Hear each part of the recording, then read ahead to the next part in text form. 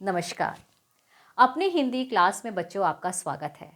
आज मैं आपको कर्तृवाचकों उदाहरणों के माध्यम से समझाऊंगी। मैंने अपने पिछले वीडियो में आपको वाच्य के प्रकार और वाच्य की परिभाषा से अवगत कराया था कि वाच्य वाक्य का एक प्रकार है जिसमें हम प्रधानता को आधार बनाते हैं। और वाच्य 3 प्रकार के होते हैं, कर्तृवाच्य, कर्मवाच्य और भाववाच्य। तो आज मैं आपको कर्तृवाचकों उदाहरणों के माध्यम से समझाऊंगी। वाच्य बच्चों एक बहुत ही छोटा सा टॉपिक है और इसको समझना भी उतना ही आसान है। तो आज हम पढ़ते हैं कर्तृवाच्य।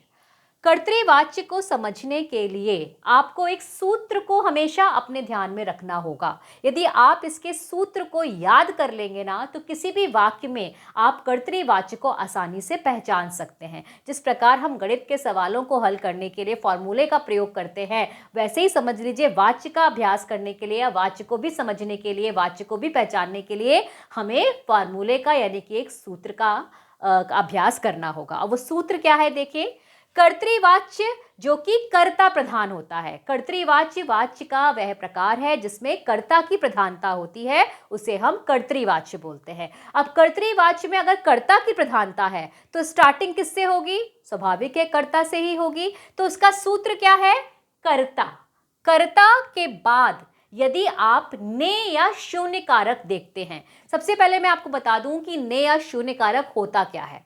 हमने कारक पढ़े थे, कारक 8 प्रकार के पढ़े थे, जिसमें सबसे पहला कारक क्या था? कर्ता। और उसकी ने क्या था? कर्ता ने, यानी कि ने उसका चिन्ह था, कारक चिन्ह था, विभक्ति जिसको हम बोलते हैं। तो जहां पर जिस भी वाक्य में कर्ता के तुरंत बाद आप ने देखें, कर्ता, ने या शून्य कारक। अब शून्य कारक आपको समझ में नहीं आया होगा कि शून्य कारक क्या होता है। शून्य मतलब होता है 0।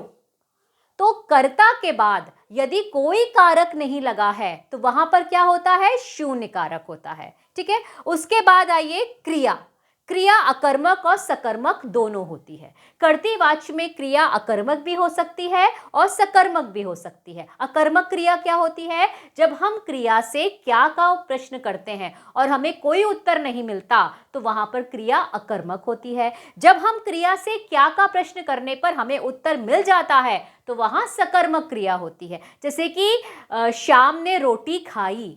अगर हम प्रश्न करें क्रिया से कि श्याम ने क्या खाया, क्या खाई? रोटी खाई, तो वहां पर क्रिया क्या होगी? सकर्मक होगी। अगर हम ये वाक्य में पक्षी उड़ते हैं, अब हम क्रिया से प्रश्न करें क्या उड़ते हैं, तो कोई उत्तर ही नहीं मिलेगा, तो वहां पर क्रिया क्या होगी? अकर्मक क्रिया होगी। तो हमेशा ध्यान रखिए, जब हम क्रिया से क्या का प्रश्न करने पर यदि हमें अभिष्ट उत्तर नहीं मिलता है तो वहां पर क्रिया अकर्मक होती है। यदि क्रिया से क्या का प्रश्न करने पर यदि हमें उत्तर प्राप्त हो रहा है तो वहां पर क्रिया सकर्मक होगी। और कर्तृवाच्य में क्रिया अकर्मक भी होती है और सकर्मक भी हो सकती है। अब इसके उदाहरण को हम देखते हैं।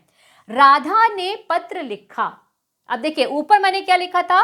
कर्ता के तुरंत बाद यदि ने कारक चिन्ह का प्रयोग हो तो वहां पे कर्तृवाच्य होता है। तो यहां राधा जो कि कर्ता है, पत्र लिखने का काम कौन कर रहा है? राधा कर रही है। तो राधा क्या है? कर्ता है। और राधा के तुरंत बाद यहां पर ने कारक चिन्ह का प्रयोग किया गया है, अर्थात ये कर्तृवाच्य का वाक्य है। क्योंकि ऊपर के हिसाब से, ऊपर के सूत्र को यदि हम देखें तो ऊपर क्या लिखा है? कर्ता के तुरंत बाद यदि ने कारक चिन्ह लगा है तो वहां कर्तृवाच्य होता है। ठीक है।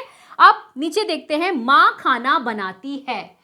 मां खाना कौन बनाता है? मां बनाती है, मां कर्ता हुई। और कर्ता के बाद आपने देखा होगा कोई कारक चिन्ह नहीं लगा है, यहां पर कोई कारक चिन्ह नहीं है। तो इसको जब हम, जहां पर कर्ता के बाद कोई कारक चिन्ह नहीं आता है तो वहां पर कौन सा कारक होता है?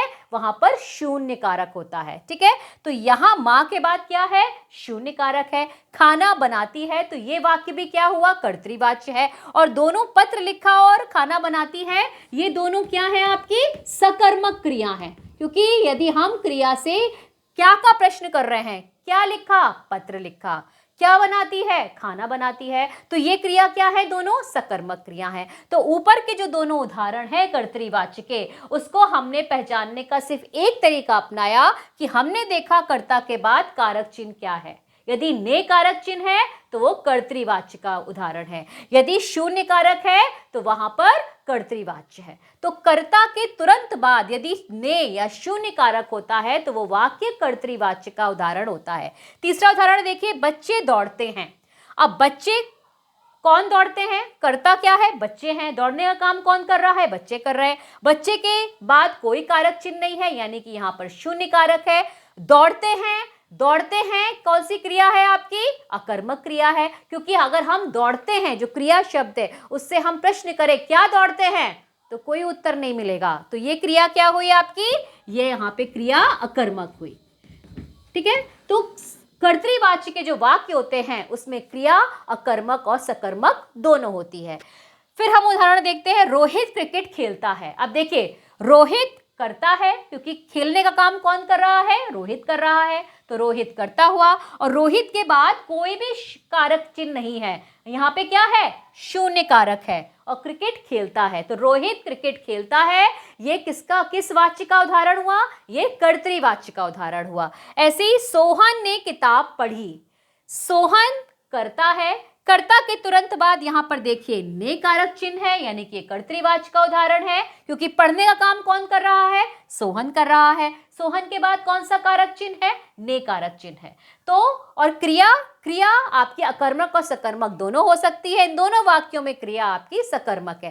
क्रिया का कोई ऐसा रूल नहीं है कर्तृवाच्य में, क्रिया अकर्मक सकर्मक दोनों हो सकती है। सिर्फ आपको क्या ध्यान रखना है कर्तृवाच्य को पहचानने में, कि कर्ता के बाद क्या कारक चिन्ह लगा है। यदि कर्तृवाच्य में कर्ता के बाद ने कारक चिन्ह आए या शून्य कारक आए तो आप आंख बंद करके बता दीजिए कि ये वाच्य कर्तृवाच्य है। कर्तृवाच्य को पहचानने का एक छोटी सी ट्रिक यही है कि हम ये देखते हैं कि कर्ता के बाद कौन सा कारक चिन्ह है। अगर ने कारक चिन्ह लगा है किसी वाक्य में या शून्य कारक है तो वो वाक्य कर्तृवाच्य का उदाहरण है। हमेशा ध्यान रखिए कि कर्तृवाच्य को किसी भी वाक्य में हमें पहचानना है तो उसको पहचानने का तरीका क्या है कि कर्ता के तुरंत बाद या तो ने कारक चिन्ह होगा या फिर शून्य कारक होगा। आप इसको कभी मत भूलिएगा, ये एक बहुत ही ट्रिक है कि आप आंख बंद करके भी बता सकते हैं कि ये कर्तृवाच्य का वाक्य है यदि उस वाक्य में ने कारक चिन्ह आया है या शून्य कारक हो। ठीक है, तो ये जो सूत्र आपने ऊपर देख रहे हो, कर्ता प्लस ने या शून्य कारक प्लस क्रिया सकर्मक अकर्मक क्रिया, ये सूत्र अपने दिमाग में आप बिठा लीजिए कर्तृवाच्य का, क्योंकि ये सूत्र आपको मदद करेगा किसी भी वाक्य में वाच्य को कर्तृवाच्य को पहचानने की, कि कर्तृवाच्य का वाक्य हम इस माध्यम से पहचान सकते हैं कि कर्ता के तुरंत बाद या तो ने कारक चिन्ह आए या फिर शून्य कारक हो।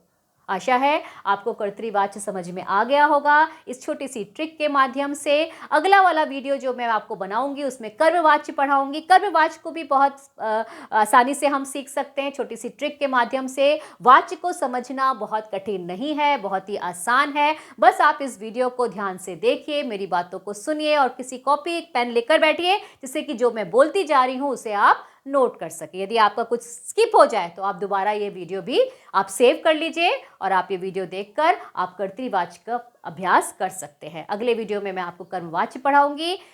उससे पहले आप इस वीडियो को लाइक कीजिए, सब्सक्राइब कीजिए और ज़्यादा से ज़्यादा इस वीडियो को देखकर आप इसका लाभ उठाइए। Thank you.